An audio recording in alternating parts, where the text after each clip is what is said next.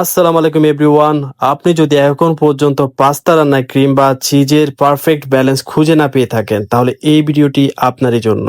আজ শুধু আমি কোনো রেসিপি শেয়ার করব না, আমি এমন একটা সহজ টেকনিক শেয়ার করব যেটি ব্যবহার করলে 10 মিনিটে আপনার পাস্তা হবে একই দম রেস্টুরেন্ট স্টাইল, ক্রিমি, সিল্কি আর দারুণ সুস্বাদু। তাহলে আর দেরি কেন?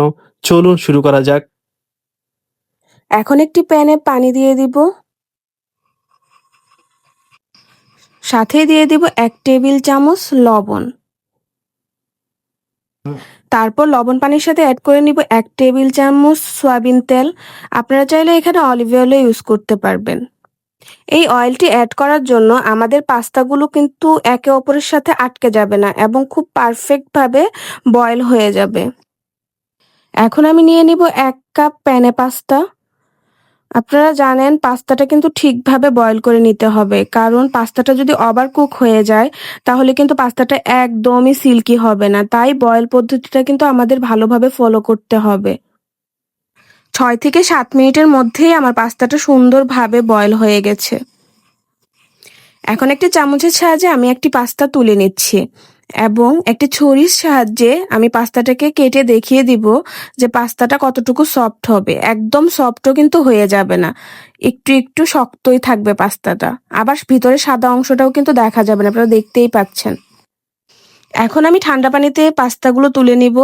আপনারা জানেন পাস্তাগুলো যদি ওইভাবে রেখে দিই তাহলে একে অপরের সাথে লেগে যাবে। পাস্তাগুলো যেন একে অপরের সাথে না লেগে যায় তাই আমি 1 টেবিল চামচ অয়েল দিয়ে ভালো করে পাস্তাগুলোকে মিশিয়ে নিব। আপনারা দেখতেই পাচ্ছেন আমি কিভাবে পাস্তাগুলোকে মিশিয়ে নিচ্ছি। এখন আর পাস্তাগুলো একে অপরের গায়ে কখনোই লেগে যাবে না। এখন একটি বাটিতে আমি মুরগির বুকের মাংস নিয়ে নিয়েছি, একদম হাড় ছাড়া। আমি মুরগির পিসগুলোকে এইভাবে এই সাইজে কেটে নিয়েছি।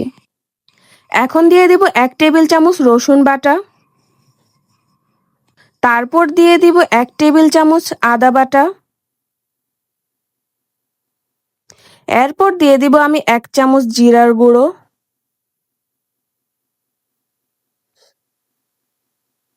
দিব 1 টেবিল চামচ মরিচের গুঁড়া। এখন দিয়ে দিব আমি পরিমাণ মতো টমেটো সস। আপনারা চাইলে এখানে সয়া সসও ইউজ করতে পারবেন। যেহেতু আমি সয়া সস ব্যবহার করিনি তাই আমি দিয়ে দিব পরিমাণ মতো লবণ। এখন আমি ভালোভাবে উপাদানগুলোকে মিক্সড করে নিব। আপনারা দেখতেই পাচ্ছেন আমি কিভাবে একটা চামচের সাহায্যে ভালোভাবে মিক্সড করে নিচ্ছি। এখন একটি প্যানে আমি তেল দিয়ে দিব আর আমি হাই ফ্লেমে তেলটিকে গরম করে নিব এবং আমি একটি একটি করে মাংসের টুকরো এই তেলে দিয়ে দিব। আপনারা মাংসের পরিমাণ অনুযায়ী তেলটা নিয়ে নেবেন। আপনারা দেখতেই পাচ্ছেন আমি এখানে হাই ফ্লেমে মাংসগুলোকে ভেজে নিচ্ছি। আমি কিন্তু এখানে ফ্লেমটা কখনোই লো করব না, কারণ মাংস থেকে পানি ছেড়ে দিবে। তাই আমি হাই ফ্লেমে একদম গোল্ডেন করে মাংসগুলোকে ভেজে নিব। আবার মাংসগুলোকে কিন্তু বেশি ভাজতে যাব না, তাহলে মাংসগুলো কালো হয়ে যাবে, কালারটা নষ্ট হয়ে যাবে। তাই আমি এখানে ফুল ফ্লেমে সুন্দর করে মাংসগুলোকে ভেজে নিব। আমার মাংসগুলো অলরেডি হয়ে গেছে, তাই আমি একটা প্লেটে মাংসগুলোকে তুলে নিব এবং আমি যখন মাংসগুলোকে তুলে নিব আমি ওই তেলেই আমার সবজিগুলোকে হালকা করে সতে করে নিব। আমি এখানে 4 ধরনের সবজি নিয়ে নিয়েছি। আপনারা চাইলে এর বেশি সবজিও অ্যাড করতে পারবেন। আর একটা কথা মনে রাখবেন, সবজিগুলোকেও কিন্তু ওভারকুক করা যাবে না। সবজিগুলো ওভারকুক হয়ে গেলে সবজিটার কিন্তু টেস্টটা নষ্ট হয়ে যাবে। এখন আমি সবজিগুলোকে তুলে নিব।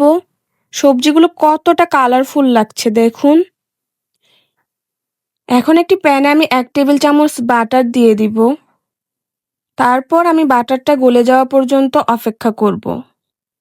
আপনারা দেখতেই পাচ্ছেন বাটারটা গলে গেছে।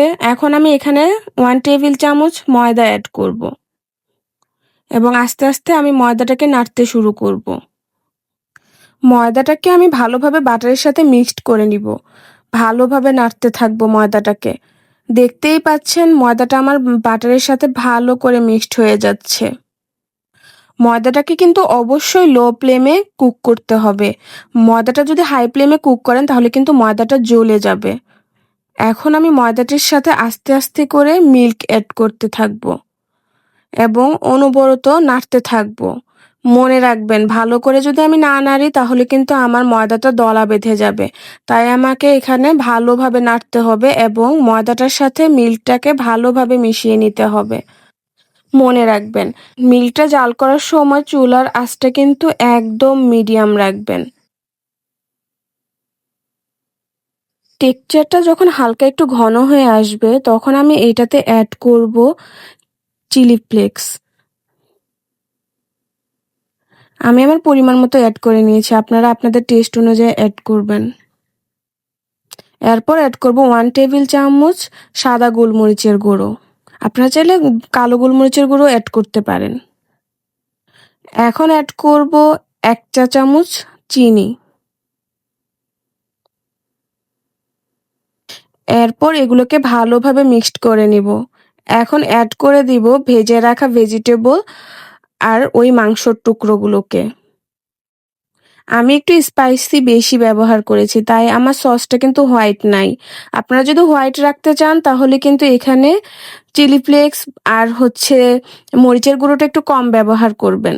যেহেতু আমি মরিচের গুঁড়োটা বেশি ব্যবহার করেছিলাম তাই আমার টেক্সচারটা একটু পিঙ্ক কালার এসে পড়েছে। এখন আমি চিজ অ্যাড করে দিব। আমি কিন্তু এখানে 2 বার চিজ অ্যাড করেছি কারণ আমি চিজটাকে অনেক ভালোবাসি। আপনারা আপনাদের মতো আরো বাড়িয়ে নিতে পারেন বা কমিয়ে নিতে পারেন। এটা পুরোটাই আপনাদের হাতে। আপনারা কতটুকু ক্রিমি বা কতটুকু চিজি পাস্তা খাবেন তার উপর ডিপেন্ড করে। সসটা কিন্তু অনেকটাই ক্রিমি হয়ে গেছে। এখন আমি একে একে বয়েল করে রাখা পাস্তাগুলোকে দিয়ে দিব। আমি কিন্তু একেবারে পাস্তাগুলোকে দিব না। আমি আস্তে আস্তে করে পাস্তাগুলোকে দিয়ে দিব। আপনারা দেখতেই পাচ্ছেন আমি কিভাবে পাস্তাগুলোকে সসের ভিতরে দিয়ে দিচ্ছি। এখন আমি পাস্তাগুলোকে ভালোভাবে মিশিয়ে নিব। আমি কিন্তু এটা বেশিক্ষণ রান্না করব না কারণ আমার পাস্তাগুলো অলরেডি কুক করা। আমার ক্রিমটাও কিন্তু অনেকটা ঘন হয়ে এসেছে, আপনারা দেখছেন। চিজটা মেল্ট হওয়া পর্যন্ত আমি এটাকে কুক করে নিব। এই তো দেখতে দেখতে আমার পাস্তাটা একদম রেডি হয়ে গেছে।